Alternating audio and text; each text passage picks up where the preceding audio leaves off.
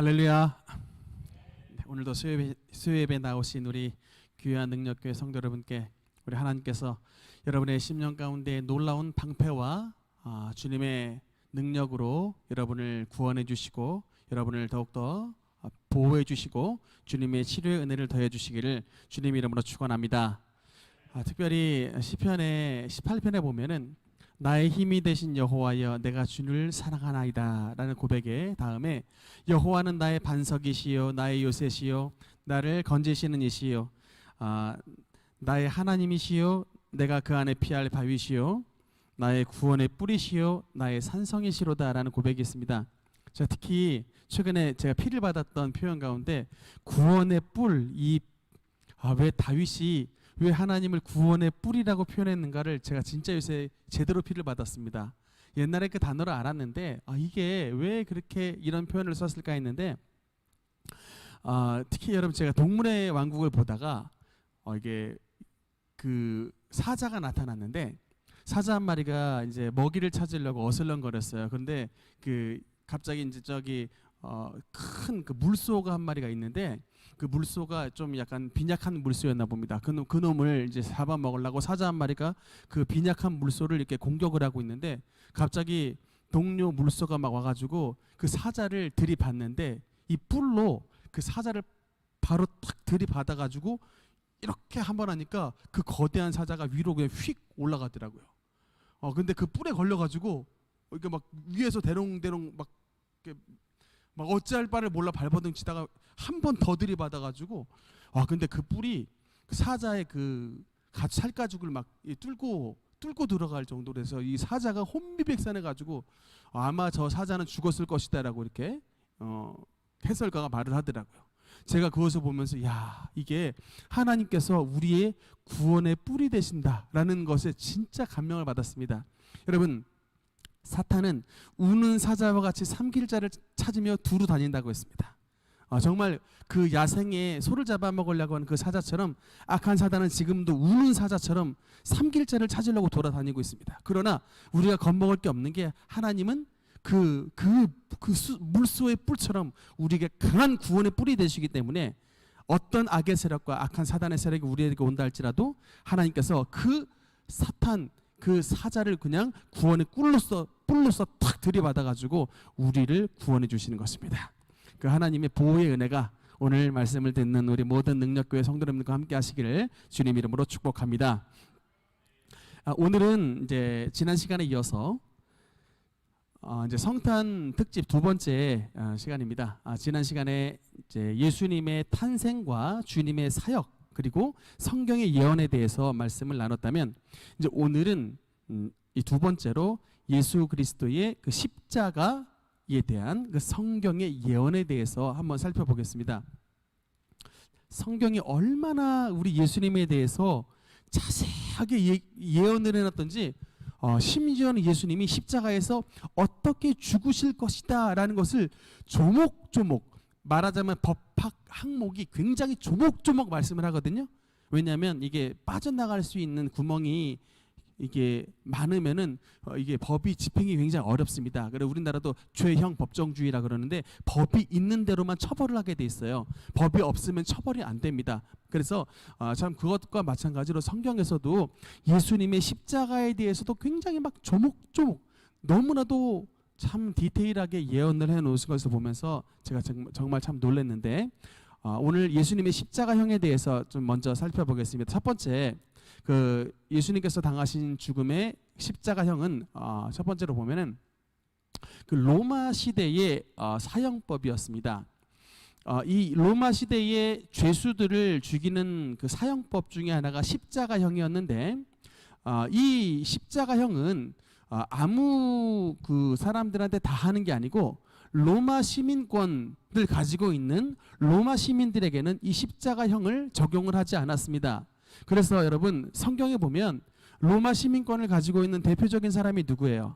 사도 바울입니다. 사도 바울은 사도 베드로와 똑같이 네로 황제 시대에 사형을 당했는데 그렇지만 사도 바울은 로마 시민권인 자인 까닭에 십자가형에 달려 죽지 아니했습니다. 그러나 똑같은 사도였지만 예수님의 수제자였던 베드로도 네로 황제 때 사형을 당했는데 그는 유대인이었기 때문에 예수님과 똑같은 방법으로 베드로는 시민권이 없었습니다. 그래서 그냥 일반 유대 백성이었기 때문에 식민지 유대 백성이었기 때문에 그냥 사형을 집행을 할 때 십자가형을 집행을 했는데 그거는 이제 그 우리가 전설로 내려오는 것 같습니다. 그 아마도 베드로 행전이라는 그 이제 서신서 같은데 거기에 예수님하고 내가 어떻게 예수님을 배반한 내가 예수님하고 똑같은 자세의 방법으로 십자가에 죽을 수 있겠나?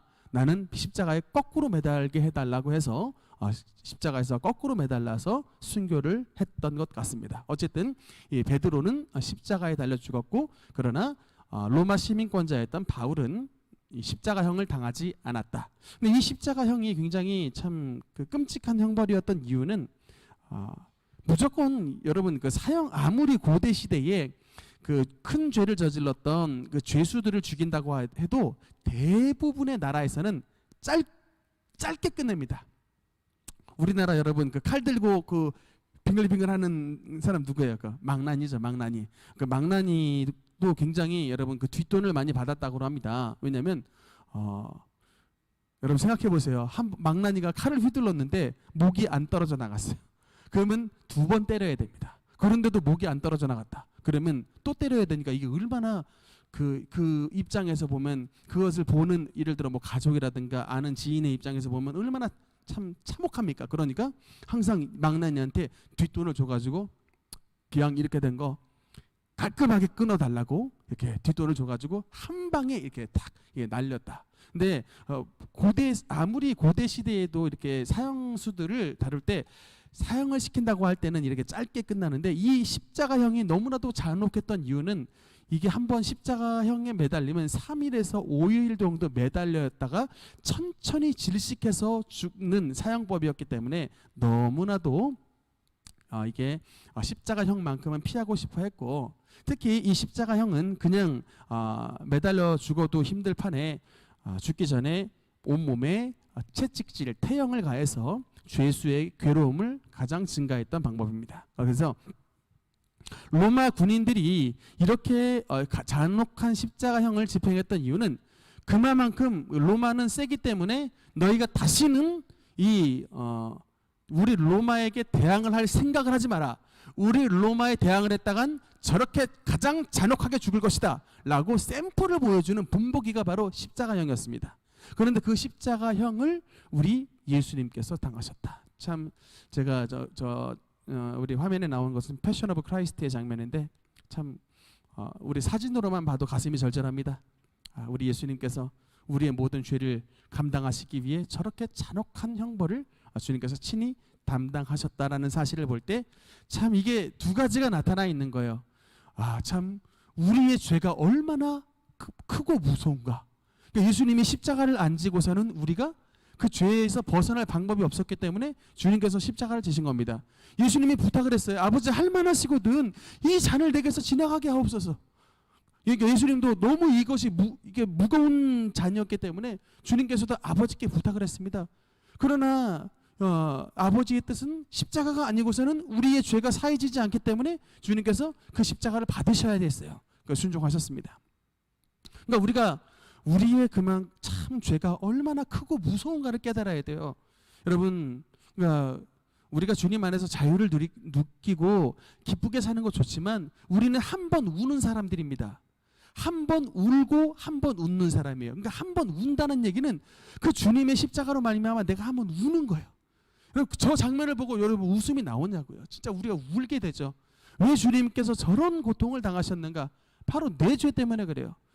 도무지 용서받을 수 없는 도무지 이 죄악 덩어리인 이 나를 위해 예수님께서 이 영혼 건지시려고 저렇게 큰 순환과 고난을 당하신 겁니다. 그 주님의 그래서 우리가 이 십자가를 바라볼 때 내 죄가 얼마나 큰가, 내가 얼마나 죽을 죄인이라는 것을 깨달아야 되고, 그러나 또 한 가지 깨달을 것은 그럼에도 불구하고 하나님께서 우리를 얼마나 사랑하셨기에, 예수님께서 얼마나 우리를 사랑하셨기에 저 십자가를 감당하셨는가, 그것을 우리가 분명히 깨달아야 됩니다. 우리의 죄의 무서움과 하나님의 사랑의 위대함이 그 십자가 속에 담겨져 있는 것입니다. 그래서 우리가 저 십자가를 바라볼 때마다 내가 다시는 두 번 다시 똑같은 죄를 반복하지 않고 예수 그리스도의 사랑으로 내가 다시금 일어서리라. 이렇게 우리가 그 십자가의 능력으로 결심하시는 저와 여러분이 되어야 되겠습니다. 다음 화면 보면요, 이 십자가는 여러분 그냥 일어난 사건이 아니라 굉장히 참 연합적 사건이에요. 그러니까 죄인들이, 모든 당대에 내놓으라고 하는 죄인들이 다 출동된 사건입니다. 당대의 죄인 5부류를 제가 뽑아봤습니다. 첫 번째 1호, 죄인 1호가 누구냐면 바로 빌라도입니다. 여러분, 본디오 빌라도에게 고난을 받으사 십자가에 못 박혀 죽으시고 라고 하고죠. 이 예수님의 십자가에 항상 이 이름이 거명이 돼요. 본디오 빌라도. 여러분, 이 본디오 빌라도가 누굽니까? 로마의 총독이었죠. 그러니까 로마에서 파견된 그 유대 땅을 다스리는 로마 관리인데, 왜 그러면 우리가 사도신경을 외울 때 본디오 빌라도에게 고난을 받으사라고 할까요? 여러분, 왜 이 이름이 거명이 될까? 여러분, 말하자면요, 본디오 빌라도는 예수 그리스도의 처형에 있어서 총책임자였습니다. 예수님이 처형을 당하실 때 빌라도가 처형하지 말고 살려! 그러면 살리는 거고, 빌라도가 죽여! 그러면 죽이는 거예요. 근데 빌라도가 예수님을 죽여 해서 예수님을 죽였는데, 문제는 빌라도는 예수님이 죄가 없음을 알고 있었습니다. 뿐만 아니라 빌라도뿐 아니라 빌라도의 부인도 예수님의 죄가 없음을 알았습니다. 그런데 죄가 없음을 알았음에도 불구하고 빌라도는 예수님을 처형하라라고 선포를 했습니다. 여러분, 왜 그랬을까? 딱 말이 써 있어요. 밀란이 날까 두려워라고 써 있습니다. 여러분이 재판장이에요. 여러분이 재판장인데 이 사람이 지금 사형을 앞두고 있는데, 이 사람이 분명히 죄 안 지은 거 알고 있습니다. 근데 죄 안 지은 거 알고 있는데 내가 이 사람을 만약에 살려두면 사람들이 나를 원수로 생각할 것 같아. 내가 더 높은 자리에 못 올라갈 것 같아. 그래서 그냥 죄 없는 거 뻔히 알아도 넌 사형! 이렇게 말했다면, 여러분, 그 재판장이 참 바른 재판장이라고 말하겠습니까? 불의한 재판장이라고 말하겠습니까? 불의한 재판장이라고 말하는 거예요. 마치 말하자면 빌라도가 딱 이랬습니다. 예수님이 무죄함을 알았는데 밀란이 날까봐. 이 말은 뭐냐면, 내가 계속해서 로마 총독이 돼야 되는데 저 예수 때문에, 예수 살아있으면 밀란이 나가지고 내가 로마 총독에게 쫓겨나게 생겼으니까 안 되겠다. 너는 죄가 없는 것 알지만 죽어. 이렇게 했던 거예요. 총책임이 바로 빌라도에게 있었습니다. 그래서 우리가 사도신경을 외울 때에 본디오 빌라도에게 고난을 받으사라고 나와 있습니다. 두 번째 인물이 헤롯인데, 이 역시 헤롯, 예수님께서 십자가에 못 박히시기 전에 헤롯에게 갔습니다만, 이 헤롯이 당시 유대 왕이었습니다. 근데 분봉왕 헤롯이, 이 사람이 세례 요한을 죽였던 사람인데, 예수님이 잡혔을 때 자기가 왕이었기 때문에 맘만 먹으면 절대 이 사람 죽일 수 없다라고 빌라도에게 안 보냈을 겁니다. 근데 바로 보내버렸거든요. 네가 처리해, 네가 죽여. 그러니까 왕으로서의 이 권한 행사를 충분히 막을 수 있었던 왕으로서의 권한 행사를 하지 아니하고, 그냥 그날에 뭐라고 나와 있습니까? 그날에 빌라도와 헤롯이 서로 친구가 되니라 라고 나와 있습니다. 우리 말로 하면 똥은 똥끼리 모인다고 하죠. 이 악한 것들이 같이 연합을 해가지고 예수님을 십자가에 못 박혀 죽는데 서로 친구가 되었다. 서로 원수였는데, 그러니까 예수님을 죽이는 데는 똑같은 역할을 했다라는 것입니다. 세 번째, 이 죄인 3번은 누구냐면 대제사장입니다. 안나스와 가야바라고 하는 대제사장인데, 이들은 아주 예수님을 눈에 가시로 여겼습니다. 여러분, 왜 그 율법사들과 바리새인과 특별히 대제사장이 예수님을 그렇게 미워했냐면, 자기들이 가장 거룩한 자로 생각을 했는데, 예수님이 오니까 사람들이 자기를 가장 거룩한 사람으로 따르지 않고 예수님을 따르거든요. 그러니까 이 가야바와 안나스가 예수님을 굉장히 미워했다. 여러분, 도스토예프스키가 쓴 그 책 가운데 그 대심판관이라는 그 책에 나오는 내용인데, 참 소름 끼치는 내용이 있어요.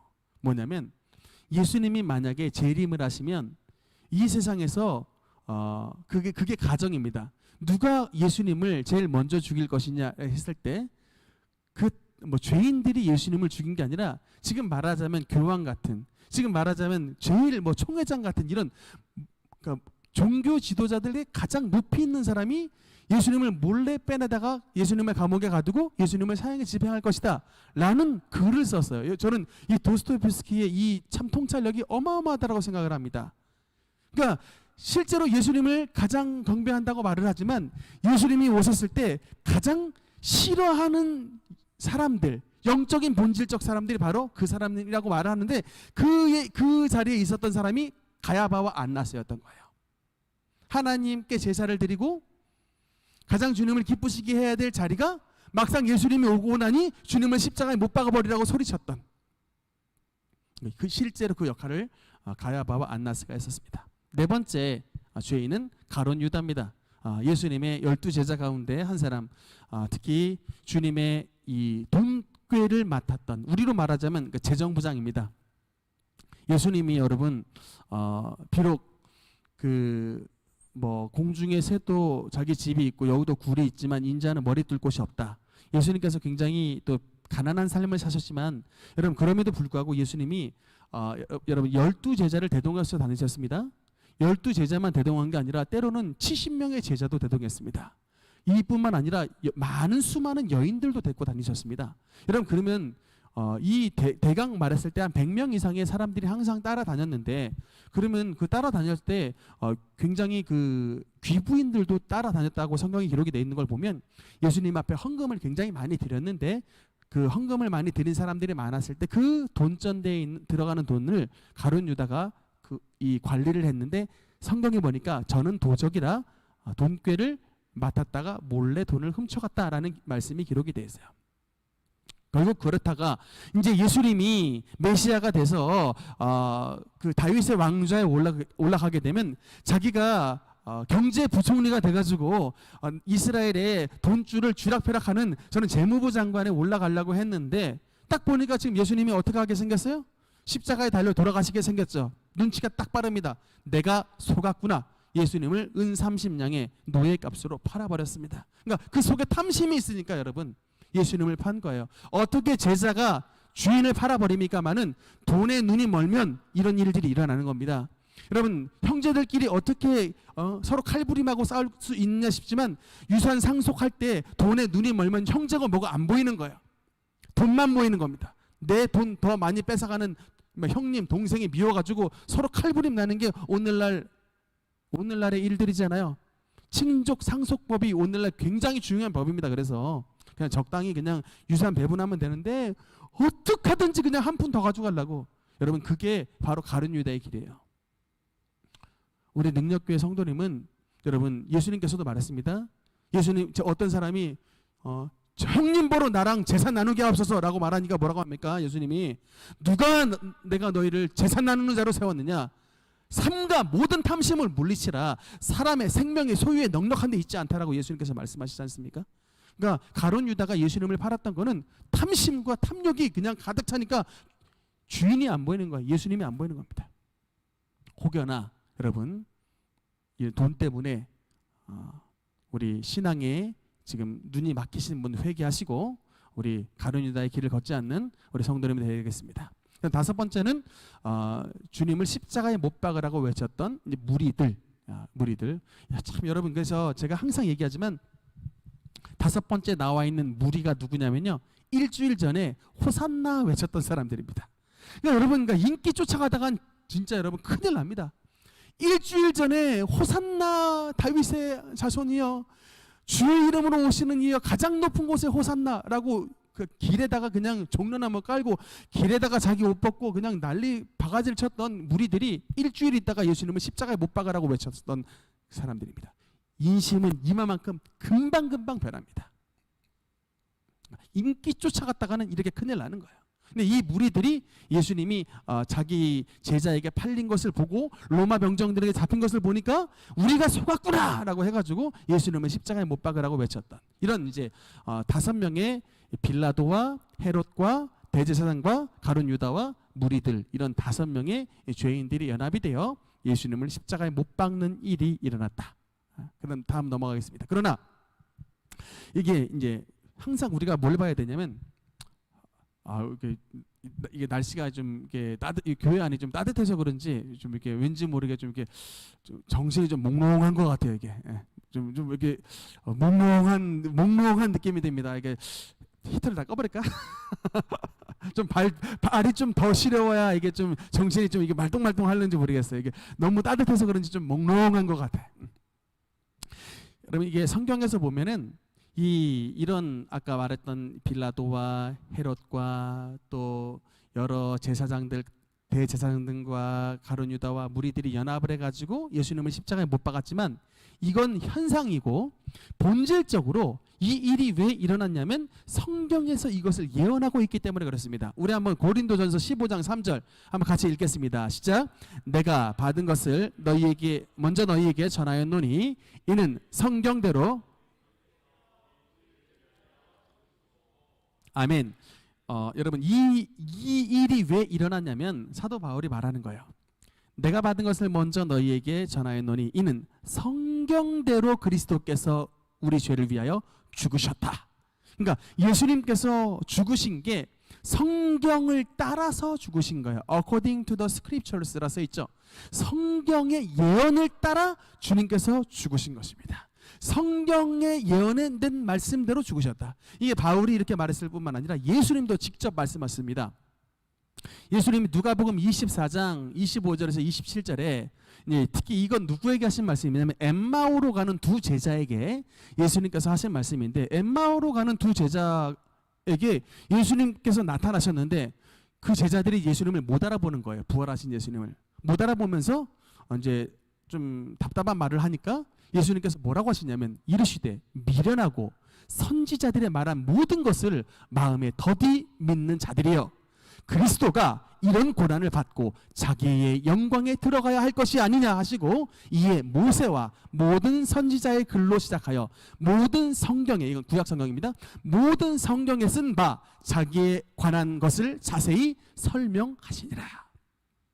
그래서 예수님께서 뭐라고 말씀하시냐면 내가 그리스도인데 그리스도가 이런 고난을 받고 자기의 영광에 들어갈 것이 성경에 기록이 돼 있다라고 하면서 엠마오로 가는 두 제자에게 직접 주님께서 성경을 풀어주시는 역사를 나타내신 것입니다. 그래서 이제 저도 이제 여러분들에게 이 구약 성경에 나와 있는 이제 모세의 글과 선지자의 글에 대해서 예수님에 대한 예언을 말씀을 하는데 첫 번째 모세의 글에라고 나와 있죠. 그럼 모세의 글 어디겠습니까? 당연히 창세기에 나와 있는 말씀이겠죠.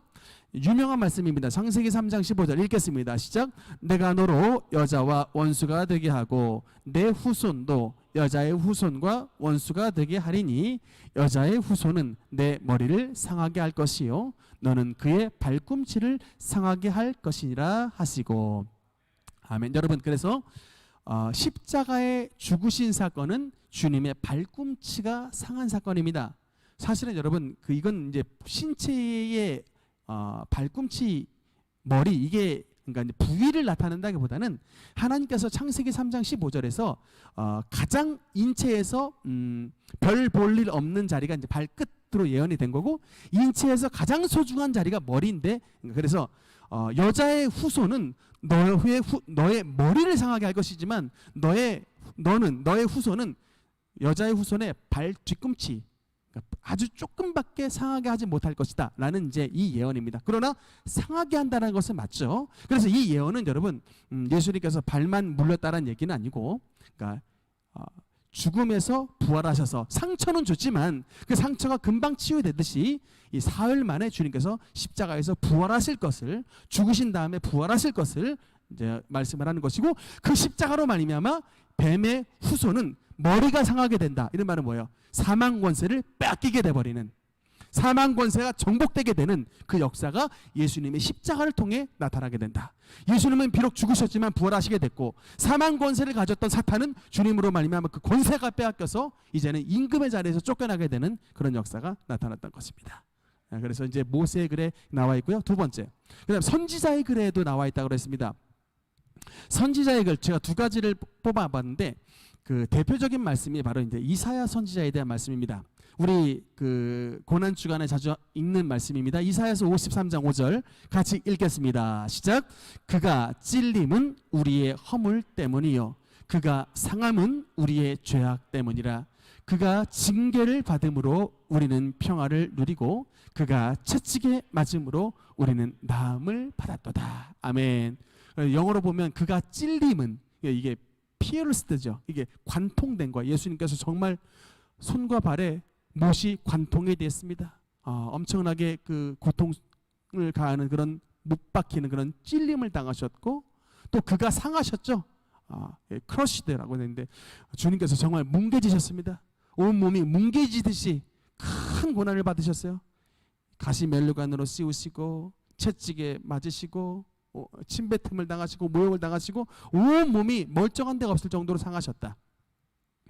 그 다음에 특히 그가 채찍에 맞음으로 우리는 나음을 입었다. By his wounds, 그의 상처 때문에 we are healed, 우리는 치료함을 받았다라고 써 있죠. 그래서 이 예언이 여러분 예수님이 오시기 전 800년 전에 선지자 이사야가 예언한 겁니다. 여러분 이거 정말 신기합니다. 여러분 이런 예언을 어떻게 할 수 있을까요? 마치 선지자 이사야는 환상 가운데 예수님의 십자가 옆에서 보고 지금 그것을 기록을 하는 거예요. 예수님께서 십자가에 달려져 있는 모습을 미리 보고 채찍에 맞으신 모습을 보고 손과 발에 못 박힌 모습을 보고 여러분 그가 찔림은 우리의 허물 때문이요라고 해설을 달아놓는 거잖아요. 그가 찔림은 우리의 허물 때문이요 그가 상함은 우리의 죄악 때문이라. 그가 징계를 받음으로 우리가 평화를 누리고 그가 채찍에 맞음으로, 채찍 맞는 것도 미리 본 겁니다. 채찍에 맞음으로 우리는 나음을 받았도다. 그러니까 여러분 이거 하나님께서 얼마나 신기하신 분인지 예수님께서 태어나시기 800년 전에 선지자 이사야를 통해 미리 보게 하셔서 미리 주님께서 당하실 고난을 예언해 놓으셨는데 예수님께서는 이사야 선지자 예언한 그대로 주님께서 고통과 고난을 받으셨다라는 말씀입니다. 그다음 선지자의 글 한 가지 더 보겠습니다. 이게 다니엘서인데 여러분 25절 여기 천천히 한번 읽어보겠습니다. 시작. 그러므로 너는 깨달아 알지니라. 예루살렘을 중건하라는 영이 날 때부터 기름 부음을 받은 자 곧 왕이 일어나기까지 7이레와 62이레가 지날 것이요 그 곤란한 동안에 성이 중건되어 광장과 거리가 세워질 것이며 그 다음 62이레 후에 기름 부음을 받은 자가 끊어져 없어질 것이며 아멘. 여러분 제가 전에도 성탄절 설교 때 말씀을 드렸습니다만 동방 박사가 3가지 예물을 들고 왔습니다. 황금과 유향과 모략 이 3가지의 예물을 들고 왔는데 특별히 제가 모략을 들고 온 동방 박사는 뭐를 알고 있다라고 말씀을 드렸죠? 모략은 어디에 쓰는 용품이었다? 죽은 사람의 시체에 바르는 향수품이 모략입니다. 방부제예요. 그러니까 여러분 그 동방 박사가 예수님 어린 아기 예수께 예물을 드렸을 때 이 아기 예수는 나중에 어떤 분이라는 것을 알고 드린 거예요. 우리의 인류의 죄를 위해 죽으실 분이라는 것을 알고 갖고 왔던 것입니다. 여러분 그 동방 박사가 어떻게 그걸 알고 왔을까요? 바로 이 다니엘의 예언 때문에 그렇습니다. 동방 박사는 이 다니엘 시대의 바벨론에 있었던 여러분 그 지혜자들의 후손들입니다. 다니엘이 이 예언을 남겨놨는데 이 예언 여러분 그래서 기름 부음을 받은 자 써 있잖아요. 그게 기름 부음을 받은 자가 여러분 히브리어로 뭐라 그랬어요? 그게 메시아. 여러분 이거 히브리 원어로 보면 메시아라고 써 있어요. 여러분 이게 신약 성경에 뭐라고 나오는 거예요? 그리스도. 그래서 기름 부음을 받은 자가 끊어져 없어질 것이며 그리스도가 죽으실 것이며가 이미 선지자 다니엘로 말미암아 예언이 되어 있는데 이 시기가 여러분 정확히 AD 33년 이 날짜까지 정해져 그 해까지 기록이 되어 있잖아요. 62일의 후에 여러분 이게 다 이게 그 고레스 왕의 칙령과 이런 뭐 성전 건축과 이 예수님께서 그 입성하신 이 시기가 다 맞아요. AD 33년 이렇게 해서 어쨌든 여러분 그래서 기름 부음을 받은 자가 끊어져 없어질 것이며라는 말씀에 선지자의 다니엘서의 예수 그리스도의 죽으심에 대한 예언이 되어 있다라는 것을 우리가 알 수가 있습니다. 다음 예수님은 십자가에서 그 매를 맞고 침뱉음을 당하셨는데 이사야서 50장 6절에 보면 이런 말씀이 있습니다. 나를 때리는 자들에게 내 등을 맡기며, 예수님께서 그래서 이 채찍에 맞으시는 모습이 나오죠. 나를 때리는 자에게 내 등을 맡기며 나의 수염을 뽑는 자들에게 나의 뺨을 맡기며 모욕과 침뱉음을 당하여도 내 얼굴을 가리지 아니하였느니라. 예수님께서 이 유대 가룟 유다에 파송됐던 자들에게 잡혀가지고 가야바와 안나스의 신문을 받으셔서 산헤드린 공회에서 주님께서 신문을 받으셨는데, 그 신문을 받으셨을 때 그 공회원들이 주님의 얼굴에 침을 뱉었다라는 말씀이 나와요. 그러니까 이 침을 뱉었다라는 뜻은 뭐냐면 가장 멸시했다라는 얘기입니다. 그러니까 여러분, 이게 성경을 그냥 이렇게 넘어가면 안 되고요. 이거는 전부 예수님의 당하신 사건은 나에게 이게 적용이 돼야 되는 거예요. 여러분, 요새 브라이언 박 목사님의 가끔 제가 텔레비전을 TV 프로 보는데 CTS의 기도 콜링갓 이런 행사들을 진행하시더라고요. 제가 전에도 한 브라이언 박 목사님 간증도 했었는데, 이분도 신유 기도를 그렇게 많이 하세요. 심지어 발톱 무좀 나왔습니다. 갑상선 치료 받았습니다. 굉장히 저는 그냥 예배 때 한 두세 가지 얘기가 많은데, 이 브라이언 박 목사님은 집회 때 한 30가지 병을 얘기해요.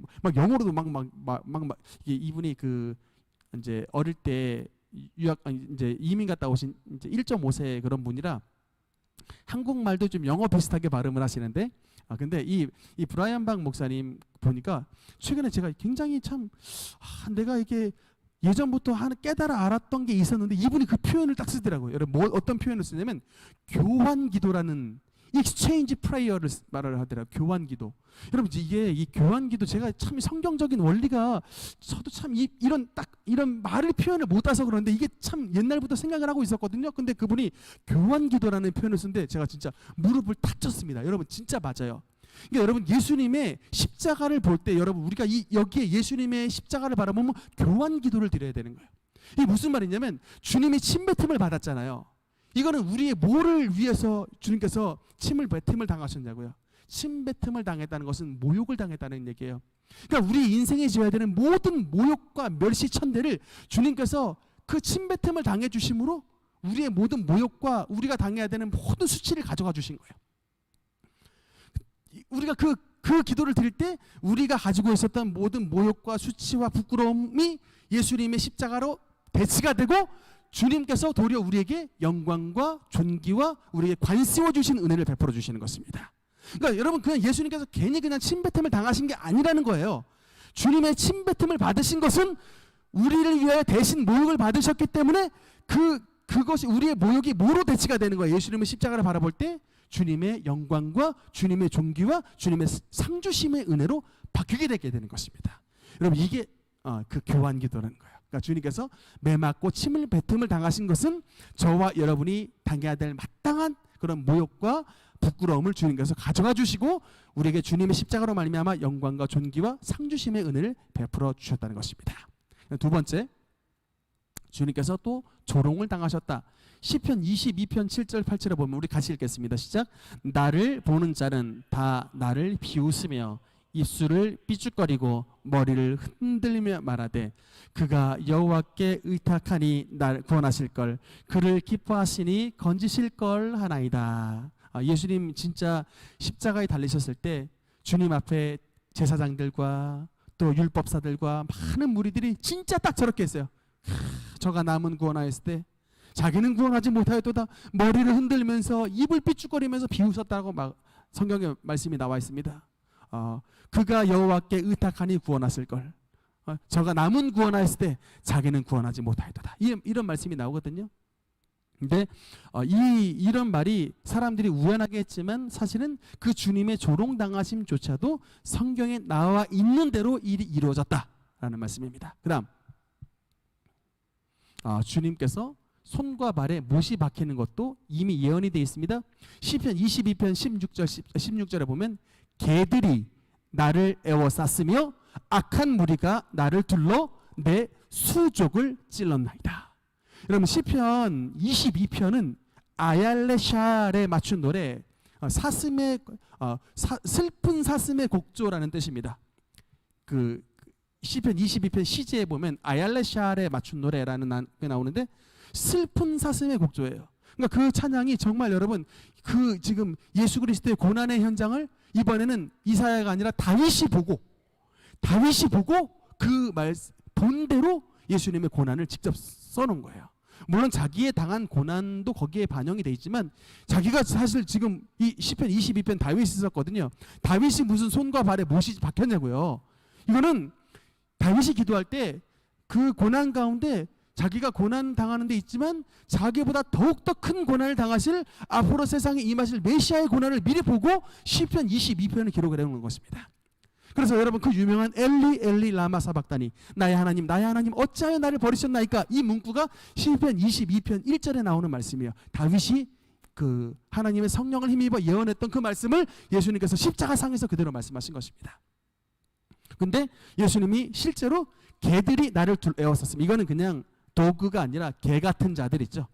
로마 병정 전혀 뭐 자비도 없고 전혀 이게 선과 악이 없는 이런 정말 이 개같이 그냥 물어뜯는 자들이란 물어뜯는 이런 로마 병정들이 나를 에워쌌으며 악한 무리가 나를 둘러 내 수족 손만 나온 게 아니라 손과 발을 찔렀나이다. 얼마나 여러분 정확하게 예언을 하고 있습니까? 화면을 보면 정말 이 예언의 말씀대로 이 악한 무리가 못을 잡은 자들이 로마 병정이거든요. 그 주님의 손에 못을 대고 주님의 손을 십자가에 못을 박아버리는 저런 일들을 행했던 것입니다. 이 예언의 말씀이 악한 무리가 내 수족을 찔렀나이다. 이 말씀이 십자가상에서 그대로 이루어졌습니다. 그 다음에 여러분 시편 129편 3절에 보면 이런 표현이 있습니다. 밭가는 자들이 내 등을 갈아 고랑을 길게 지어도다. 여러분 이게 뭐에 대한 말씀이냐면 바로 예수님의 채찍 맞아 고랑이 생겨버린 주님의 등허리를 예언을 하고 있습니다. 우리는 그냥 시편을 읽을 때 그냥 넘어가 버렸죠. 근데 여러분 성령께서 조명해 주시는 그 말씀을 능력을 가지고 보니까 예수님의 십자가에 당하신 그 채찍 맞은 그 주님의 등허리의 모습을 너무나도 선명하게 표현을 하고 있습니다. 주님의 등허리가 얼마나 채찍이 심하게 맞았든지 내 등을 갈아버려가지고 고랑이 길게 지어졌다라고 말하고 있습니다. 이 예언이 그대로 이루어졌습니다. 여러분 이 밭가는 자들이 주님의 등을 갈아 여러분 그 등허리에 고랑이 길게 지어져 버렸습니다. 지금 로마 병정들이 주님의 등허리를 저 쇠사슬이 가득히 담긴 채찍을 때려버려가지고 주님의 등허리가 갈갈이 다 찢어서 정말 고랑이 길게 지어졌습니다. 참 눈으로 보기만 해도 우리가 이렇게 바로 못 보겠어요. 이게 그냥 못 볼 정도로 주님의 등허리는 저런 채찍질을 39번을 맞으셨습니다. 여러분과 여러분 이 예수님께서 당하신 고난은 여러분 그가 채찍에 맞으심으로 우리는 나음을 입었다라고 하고 있잖아요. 우리가 병이 걸렸을 때 얼마나 몸이 아픕니까 여러분? 병 걸려보시면 알죠. 머리에 병 생기면 머리가 아프고 목에 병 생기면 목이 아프고 배에 병 생기면 배가 아픕니다. 여러분 근데 이 모든 아픔과 통증을 주님께서 저 십자가에서 그 채찍에 맞아주심으로 말미암아 우리의 모든 아픔과 육체적인 아픔과 고통이 다 가게 된 거예요. 여러분 특히 제가 하나만 말씀드립니다. 여러분 성찬식 때 우리가 예수님의 그 살과 피를 기념하여서 떡과 포도주를 먹습니다. 주님께서 십자가에서 피를 흘리셨죠. 그래서 포도주를 마시는데 여러분 살은 어디서 나왔습니까? 살. 예수님께서 우리가 주님의 살과 피를 마신다 해서 그 떡을 먹잖아요. 어느 때에 여러분 예수님께서 우리에게 살을 주셨냐고요? 바로 지금 화면의 저 장면입니다. 채찍에 맞으셔서 주님의 살점이 다 떨어져 나가버린 거예요. 저걸 39대가 맞았으니 그 39번의 살점이 떨어져 나가는 그런 아픔을 통해 우리에게 살을 주신 겁니다. 그래서 여러분 우리가 예수님의 성찬을 먹을 때 그 빵을 먹을 때는 주님의 채찍에 맞아 주심으로 우리의 생명을 대속하시고 특별히 우리를 치료해 주신 은혜를 여러분 그냥 공짜로 얻는 게 아니라 저런 주님의 어마어마한 고통 덕분에 어마어마한 고통과 어마어마한 여러분 주님의 희생 덕분에 저와 여러분이 치료의 은혜를 누렸다는 사실을 믿으시기 바랍니다. 다음으로 넘어가겠습니다. 주님은 시편 22편 아까 그 아얄레샬 그 곡조에 맞춘 다윗의 노래 시편 22편 18절에 보면 이런 말씀이 있습니다. 저들이 내 겉옷을 나누며 내 속옷을 제비 뽑나이다. 그러니까 주님은 발가벗김을 당하셨다는 것이죠. 저들은 이제 그 로마 병정들이고요. 이 내 겉옷도 저들이 나눠 가지고 내 속옷조차 벗겨서 제비를 뽑아 서로 가져가려고 했다. 네, 다음. 그래서 우리가 십자가상에 못 박히신 예수님은 이제 예의상 저렇게 옷을 입으신 모습으로 하지만 사실상 실제적으로서는 겉옷과 속옷을 전체를 다 발가벗긴 그런 완벽한 나체형이었다. 그래서 여러분 얼마나 참 모욕스럽습니까? 그렇기 때문에 저런 십자가형은 아무도 못 박히기를 원하지 아니했고, 로마에서 이런 식민지 백성을 특별히 이렇게 십자가형으로 죽였던 것은, 그러니까 3일에서 5일 동안 매달려서 고통스럽지만 또 다가가는 모든 사람들이 이 벌거벗은 것을 볼 정도로 이 수치형, 그러니까 이 괴로움과 고통과 수치스러움과 인간이 겪는 모든 나쁜 것이 다 십자가 안에 다 들어가 있는 거예요. 그러니까 그만큼 사람을 괴롭히고 죽이는 겁니다. 저런 고통을 주님께서 당해 주셨다, 우리 때문에. 다음으로 넘어가겠습니다.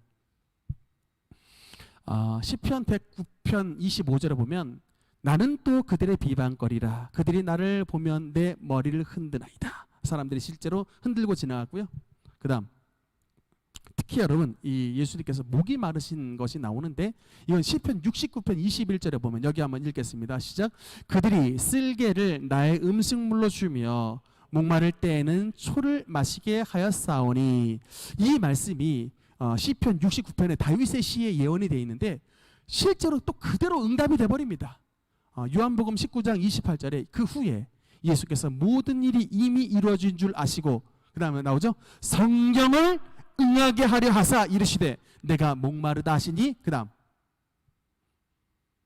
예, 그래서 요한복음 19장 29절에 거기 신포도주가 가득히 담긴 그릇이 있는지라 사람들이 신포도주를 적신 해면을 우슬초에 메어 예수의 입에 대니. 마태복음 27장 34절에 쓸개탄 포도주를 예수께 주어 마시게 하려 하였더니. 앞으로 다시 넘겨주세요. 아까 그 시편 69편 21절에 쓸개를 나의 음식물로 주며 라고 나왔죠. 그래서 쓸개탄 포도주, 그 다음에 초를 마시게 하였사오니. 초, 아까 신포도주를 주었다 라고 말씀이 나옵니다. 그래서 이게 예수님께서 죽으신 이 모든 현장이 전부 다 성경이 응해졌구나, 성경을 응하게 하려 하사 라고 말씀이 나오죠. 여러분 특별히 제가 지난번에도 한번 말씀을 드렸는데, 이 쓸개탄 포도주는 제가 말씀을 드렸습니다만 마취제입니다. 옛날 시대에 몰핀이 없잖아요.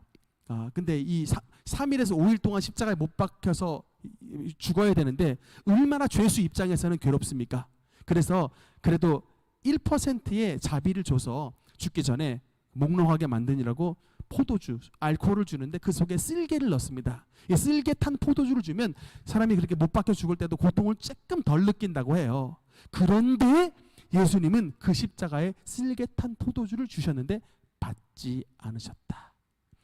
그러니까 여러분 말하자면 마취제 넣지 않고 이빨 뽑았다는 얘기입니다. 마취 안 하고 그냥 배에 칼을 쬐다는 얘기예요. 여러분 그거 여러분 진짜 치과 갔는데 의사 선생님이 마취제 안 넣고 이빨 뽑는다 그러면 여러분 그 치과에서 어떻게 하겠어요? 당장 뛰어나오지. 이 돌팔이 이렇게 하지 않겠습니까? 근데 예수님은 그 3일에서 5일간 그 십자가의 괴로움을 당하는 그런 현장에서도, 어떻게 죽으실지 모르는 그런 현장 속에서도 주님은 쓸개탄 포도주를 받지 않으셨다. 이유가 뭘까요? 저와 여러분의 우리가 당해야 되는 모든 고난과 통증까지 주님께서 완벽하게 다 겪으시려고 주님께서 그 쓸개탄 포도주를 제거하신 것, 거절하신 것입니다. 저는 이 말씀 한 구절 한 구절 읽을 때마다 정말 가슴이 저려요. 그러니까 뭐냐면 어떻게 이 일이 가능할까? 그러니까 입장을 한번 바꿔보는 거예요. 내가 이제 십자가에 못 박히게 생겼는데 나라면 과연 저렇게 할 수가 있겠는가? 그러니까 여러분 다시 한번 말씀드립니다만 주님께서 쓸개탄 포도주를 거절하신 것은 그만큼 저와 여러분을 사랑하셔서 우리 주님의 자녀들이 겪는 그 질병과 그 고통과 통증을 주님께서 제거해 주시고 싶었기 때문에 주님께서 그것을 거절하신 거예요. 그리고 그 주님의 은혜 때문에 우리는 정말로 모든 질병과 통증까지도 다 이길 수 있는 은혜를 허락해 주신 것입니다. 최근에 제가 우리 이모 중에 한 분을 만났는데, 여러분 예전에 제가 치과에서 치료하다가 그 통증이 막 느끼는데 바로 이 쓸개탄 포도주를 거절하신 예수님이 떠올라서, 그 주는 통증도 가져가 주신 예수님 정말 저를 치료해 주옵소서라고 기도할 때 치과에서 막 이게 막 앵앵하는, 이게 막 누르는 게 하나도 안 아팠다라는 말씀 드렸죠. 근데 제가 얼마 전에 우리 이모 중에 한 분을 만났는데 요새 굉장히 마음이 뜨거워져 가지고 예수님과 아주 사랑에 빠졌습니다. 굉장히 그냥 정말 그 뜨겁게 주님을 믿는 분인데, 제가 겪었던 얘기를 똑같이 하더라고요. 치과 가가지고 막 제일 처음에 막 의사가 막 이렇게 막 눌러줬는데 막 너무나 아팠는데, 순간적으로 그 아픈 통증 가운데 예수님, 예수님 날 돌봐주세요, 예수님 날 돌봐주세요 이렇게 기도를 하는데, 갑자기 그냥 그 소리는 나는데, 앵앵 하는 막 소리는 나는데 하나도 통증이 안 느껴지고, 그래가지고 너무 깜짝 놀라서 이게 치료하는 가운데서도 예수님 감사합니다, 예수님 감사합니다 계속 마음으로 되뇌었더라고요. 저랑 간증이 100% 똑같더라고요. 전 진짜 깜짝 놀랐습니다. 그러니까 여러분, 이게 제가 말씀을 드립니다만, 은혜는 누가 받냐면 말씀을 기억하고 그 말씀대로 믿는 사람에게 나타나는 것입니다. 그러니까 여러분, 이제 치과 가면은 혹시 아프거나 막 수술 때 누웠을 때 혹시 아프면 어떻게 하라는 거예요? 쓸개탄 포도주를 거절하신 예수님, 지금 이 시간 내 마음속에 성령으로 찾아오셔서 내 수술 때에 주님께서 직접 만져주시고 모든 아픔과 통증과 질병을 몰아내어 주시옵소서. 여러분, 이 기도하면 진짜 주님의 치료하심과 모든 통증을 물리치신 역사가 여러분 삶 가운데 나타날 줄 믿습니다. 다음, 그래서 부활과 승천에 대해서는 이제 우리 새해 2022년 수요 예배 때 또 말씀을 드리도록 하겠습니다. 오늘 여기까지 하겠습니다. 기도하겠습니다.